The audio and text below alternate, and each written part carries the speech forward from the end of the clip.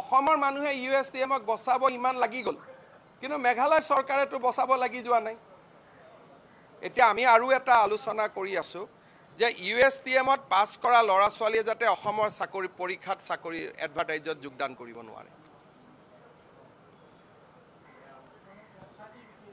কাৰণ বেলেগ ষ্টেটৰ চাৰ্টিফিকেট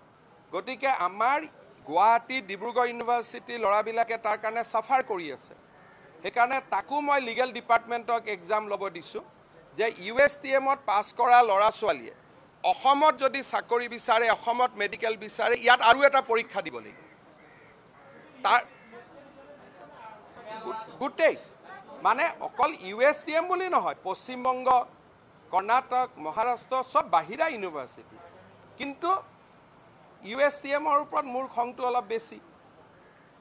কাৰণ তেওঁলোকে পানী পেলাই আছে আমালৈকে এখন মেডিকেল কলেজ বনাই আছে এটাও পেচেণ্ট নাই তাত এখন মেডিকেল কলেজ খুলিব পেচেণ্ট থাকা বুলি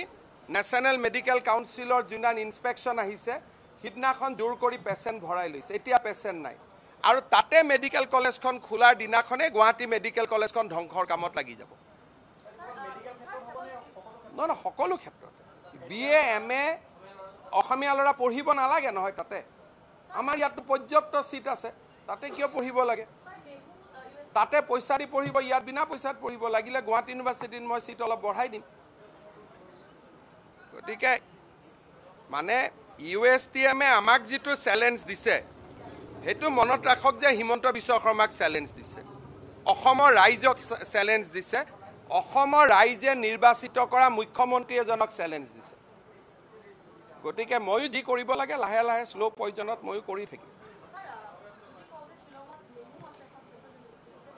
সেন্ট্ৰেল ইউনিভাৰ্চিটি হেখন নেহু তো সেন্ট্ৰেল ইউনিভাৰ্চিটি নহয় সেন্ট্ৰেল গভৰ্নমেণ্টতো আপুনিও ট্যাক্স দিয়ে ময়ো ট্যাক্স দিওঁ ইনকাম ট্যাক্স যিমান দিওঁ হেতুটো সেন্ট্ৰেল গভৰ্নমেণ্টতে যায় গতিকে সেন্ট্ৰেল গভৰ্নমেণ্টৰ ইনষ্টিটিউচনৰ ওপৰত সবৰে অধিকাৰ গুৱাহাটী IIT তেজপুৰ ইউনিভাৰ্চিটিত মেঘালয় মণিপুৰৰ ষ্টুডেণ্ট আহে আমিতো বাধা নিদিওঁ আমিতো ওয়েলকাম কৰোঁ কিন্তু USTM তো এটো এটা স্ক্যাম হয় মানে মুক্তো এতিয়া তাতে বহুত মানুহে মই ভিতৰত সোমাব খোজা নাই বহুত মানুহে মোক WhatsApp কৰি আছে